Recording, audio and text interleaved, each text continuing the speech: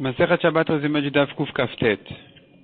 La Gemara continue à parler de la femme, une femme qui accouche, qui est considérée comme une situation de pikuach nefesh, de danger, et donc on a le droit de faire toutes sortes de travaux interdits pendant Shabbat pour s'occuper d'elle. À partir de quand? La Gemara dit à partir du moment où l'accouchement commence. La Gemara donne trois signes comme quoi la matrice est ouverte, comme quoi elle est déjà rentrée dans une situation de danger, d'accouchement, qui fait qu'on a le droit donc d'être Mechalel Shabbat. À partir du moment donc où elle s'assoit sur le lit ou la chaise où elle doit accoucher, ou bien à partir du moment où ça commence à perdre du sang, ou bien depuis que ses amis doivent la porter. Jusqu'à quand on est encore Mechalel Shabbat? Dans les 3 jours, dit la Gemara, donc selon la Maskana, dans les 3 jours, on est Mechalel Shabbat, on fait tout ce qu'elle a besoin, même si elle dit je n'ai pas besoin.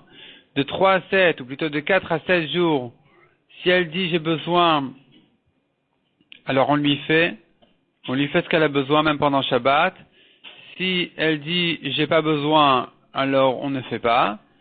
De 8 à 30 jours, même si elle dit j'ai besoin, on va pas faire le travail interdit pendant Shabbat pour elle. Cependant, on demandera à un goy de le faire parce qu'on peut faire tous les besoins d'un malade avec un goy pendant Shabbat. La Gemara dit, on aura le droit pour quelqu'un qui souffre du froid, un malade pendant Shabbat, on aura le droit de lui allumer un feu. Évidemment, pour une femme qui a accouché jusqu'à 30 jours, on lui allume un feu pour la réchauffer. Et non seulement elle, et non seulement en hiver, mais même un malade, ou même en été, et même quelqu'un qui a fait la saignée, donc il s'est sorti du sang, s'il a besoin de se réchauffer, on lui fait un feu, on lui allume un feu pendant Shabbat. La Gemara dit que dans les 30 jours, elle risque d'attraper froid. Il faut faire attention à ne pas se refroidir. Donc si elle doit se tremper au mikvé pour se purifier, il faudrait quand même que son mari soit dans les parages de manière à ce qu'il puisse la réchauffer ensuite. Sinon, il faudrait éviter de se tremper au mikvé pour ne pas que, évidemment dans un cas où le mikvé il est dans le fleuve ou un endroit où elle risque d'attraper froid. La Gemara dit qu'après la saignée, il est tellement important de faire attention à maintenir la chaleur du corps, donc de ne pas en arriver à un danger de froid, que les Amoraïm, quand ils n'avaient pas quoi brûler, quand ils n'avaient pas de bois pour en faire un feu, pour se réchauffer ensuite, ils se permettaient de brûler même des chaises ou des tables qui coûtaient très cher, de bois spéciaux qui coûtaient très cher, pour pouvoir se réchauffer. La Gemara elle dit la Gemara dit sur ça, qu'il n'y a pas de problème de Baal Tashrit, parce que le Baal Tashrit de son corps est plus important. La Gemara dit encore, il faut faire attention donc de se renforcer, de manger ce qu'il faut après la saignée, donc de la viande ou du vin, à tel point qu'un homme doit vendre ses chaussures pour avoir de quoi payer, pour pouvoir acheter ce repas-là de viande ou de vin, pour pouvoir récupérer sa santé après la saignée.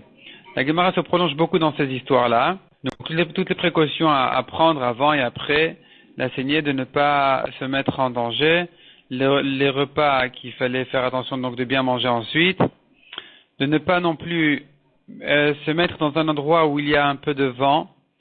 Au contraire, que ce soit, la Gemara décrit des murs épais de 7 briques et demie. C'est comme ça que Shmuel faisait, de manière à ne pas se raffaiblir ensuite. Il faut tout de suite manger quelque chose, parce que s'il ne mange pas, il ne goûte pas quelque chose tout de suite après la saignée, il risque de se mettre en danger s'il rencontre s'il rencontre certaines choses. Donc à certaines rencontres, s'il voit un mort, s'il voit un assassin, s'il voit un porc, toutes ces choses-là vont le mettre en danger. Celui qui fait sa saignée, il doit faire attention aussi de ne pas se lever tout de suite. Ça fait partie des choses où il faut attendre un petit peu avant de se lever, comme quelqu'un qui mange bien, ou qui boit, ou qui dort, ou qui a ses rapports avec sa femme. Il ne doit pas se lever tout de suite, il doit attendre un tout petit peu un petit moment avant de se lever. La Gemara ensuite se prolonge dans les dates, les moments qui sont mauvais pour la saignée. Quel jour de la semaine, quel jour du mois, avant Yom Tov, donc l'éveil de Yom Tov aussi, on fait attention à ça.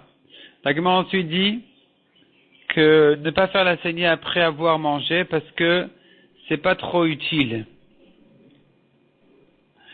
Il faut boire tout de suite après la saignée, et manger après que passe le temps de quoi marcher un demi-kilomètre à peu près. C'est le moment où il faut manger.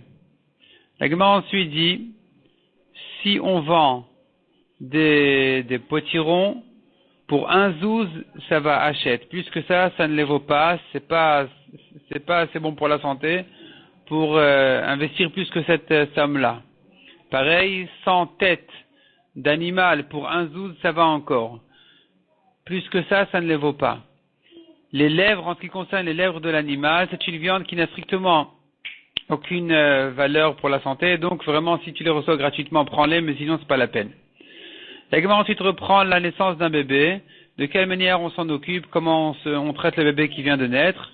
Donc on lui attache le cordon, selon Rabbi Yossi on le coupe, aussi le cordon évidemment. Le placenta, on a le droit de l'enfouir pour que le bébé se réchauffe. C'était une sougoula qu'ils avaient l'habitude de faire, qui est citée d'ailleurs même dans le Shulchan Aruch. La Gemara dit